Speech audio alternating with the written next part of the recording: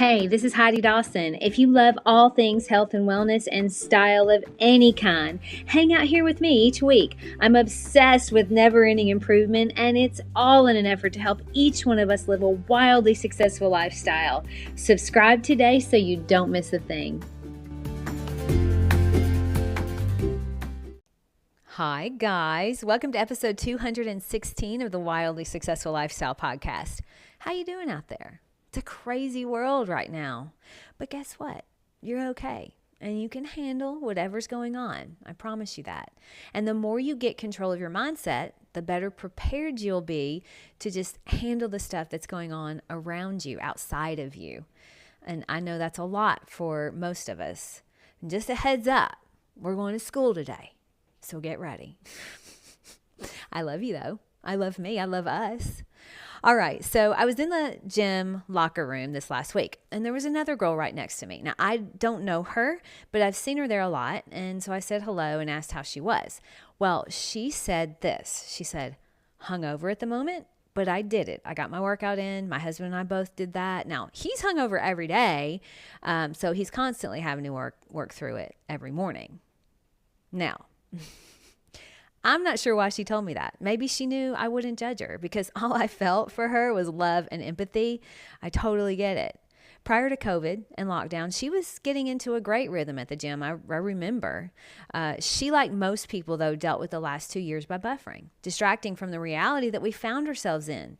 Now, a lot of times we go on vacation for a week or maybe two like I did recently. And so when we get back, we have to work a little hard to get back into our habits and routines. So it's an effort. But 2 years of being off our routine, think about that. 2 years of uncertainty, lockdowns, masks, bitterness, bossiness, frustration.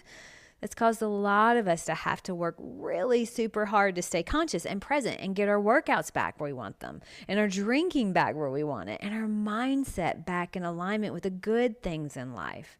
We've been so focused on viruses and control and which state's the best to be in right now and where is it possible to travel without being in quarantine jail or having a tracking device. It sounds foreign even saying it out loud, but here we are. That was and still is for a lot of the world our reality for the last 2+ years. And everywhere you turn, COVID is used as an excuse, it seems like, for poor customer service, for the lack of high standards, for shelves being bare and gas being high, for flight attendants turning into the police, and for depression, suicide, obesity, alcoholism, all to be rampant. I mean, it's all there. It hasn't been easy for anyone. I believe there's a fix, but it's not collective. It's individual. The fix is you. It's me. Each of us deciding right now, that's it. I'm done with excuses. No more blaming COVID for my poor gym habits. No more excusing bad behavior because of COVID. They may not want to say it's done, but it's done. It's time for us to get back in complete control of ourselves. It's time to stop blaming the past 2 years for where we are now. And I'm including myself in all this. It's time we get clarity on how we want the next year to look and who we want to be at the end of it. That's it. Yeah, we picked up a few bad habits and we lost some good ones. Okay, let's get it together. Let's decide, where am I now? I'm going to start. I'm a person that works out 5 to 6 times per week and limits alcohol to 2 days or less. Now, I care deeply about my health and how I show up for myself in every way. I'm a person that focuses mainly on things that lift me and make me better. I'm also a person that lives intentionally and authentically. I do what I say I'm going to do, especially in my relationships. So healthy, authentic, and focused. Those are my 3 words that will help me remember who I'm going to be over the next year. What are yours? Doing the things that are good for us truly makes life easier in the long run. Short-term good feelings don't last, and they make life harder, such as spending more than you make, drinking alcohol to the point you lose your senses, consistently eating food that your body has no idea what to do with and feeds any illness you may get or have. Sugar feeds COVID. Sugar feeds cancer. Sugar feeds most diseases. What you want to do is starve that monster. You don't want to feed it. And I know it's hard. And I know your body wants it and your brain tells you it's okay this one time. But that's the part of your brain that's impulsive and emotional. Your primitive brain will justify your bad habits every single time. Good news though, you also have a part of your brain that makes good sound decisions. You just have to plan a little more to use it. And by the way, you control your brain. I never knew that until I've been doing a lot of studying on mindset and the brain. And it may not feel like it sometimes, but most of the time you do control it. Be honest, you could say no to that cookie, to that third drink, to that purse you know you can't afford right now. You could say no. Your brain can do nothing without you taking action. It takes your cooperation. So when your brain says have it, you can actually choose to allow the urge of wanting it without acting on it. We do it all the time. You drive by a donut shop and resist the urge to go in. I do. You want to wring someone's neck, but you resist the urge. You want to order dessert at every meal, but you resist the urge. Urges like that, they have a lifespan. So allow for the urge to be there. Know it's going to feel uncomfortable for just a moment because then it goes away. Okay? And once you resist it a few times, you start getting good at saying no. Eventually, you'll get good at noticing and resisting the urge, and that'll be your habit instead of just always giving in to every urge you have, or at least the urges you think are just harmless. Think about it this way. If you have children, this will be easy for you to understand.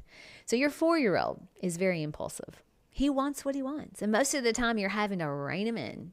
He loves chocolate milkshakes. So left up to him, he'd probably have one at every meal if he could. But he can't drive. And he can't reach the blender to make one. So without your help, he's SOL. And for those of you that don't know, that's shit out of luck.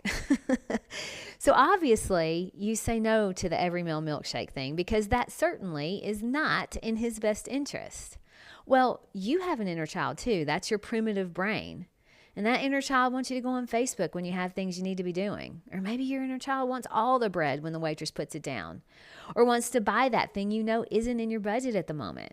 You have control over that inner child if you allow that urge to be there. I mean, you can feel the tug and allow the discomfort and resist that urge.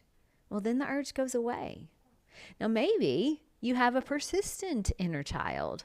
That's okay. Eventually, it's going to get the message that you're in control. When we plan our food or we plan our budget, and it doesn't matter if the bread's sitting there or not. You aren't going to eat it because you aren't allowing your inner child to run the show anymore. You're in control. You would never let your 4-year-old make all the decisions. So why would you let your inner 4-year-old make all the decisions? Yeah, he or she wants to veg on Netflix instead of going to the gym or eat a whole bag of cookies or spend 3 hours on Twitter. They want to do whatever they want to do. Of course they do. But you'd never let your 4-year-old do it. And the same should go for your inner child. You do have control of it. And if it's not in your best interest, don't do it. And look, just like we sometimes swing through McDonald's for dinner and then turn the TV on for the kids just so we have a little downtime. Once in a while, of course, that's fine. But you wouldn't want to do it every day. So my inner child would eat a Reese's peanut butter cup every single day. Or those no-bake chocolate oatmeal cookies my mom makes, I would eat them every day. My inner child would stay on Twitter literally for 3 hours. I don't even know why. But that does not line up with what I want for my life.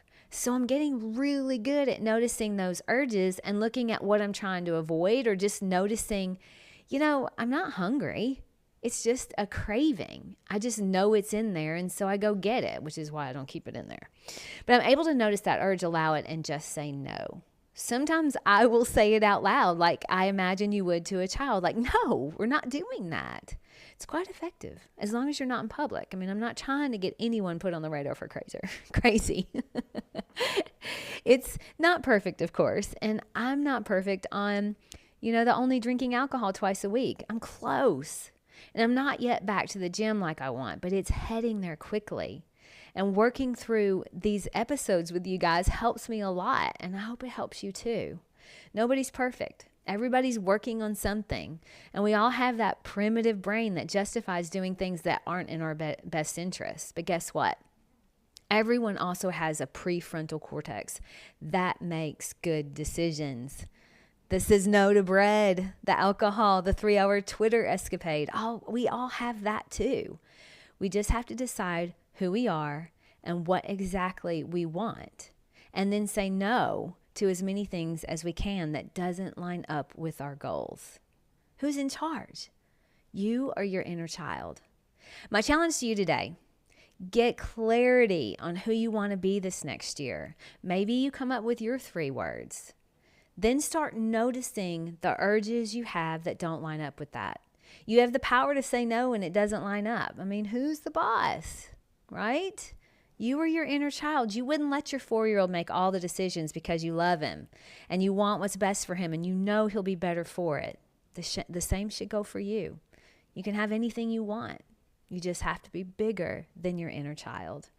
Share this with one person. And if you haven't already, go on Apple Podcast and leave me a 5-star review. I love seeing them, and it really does help the podcast reach more people. I love you guys, and I'll talk to you in a few days. Don't forget to subscribe and share with your friends, because we're just going to keep going bigger and better places together, and I love that about us. Talk to you in a few days.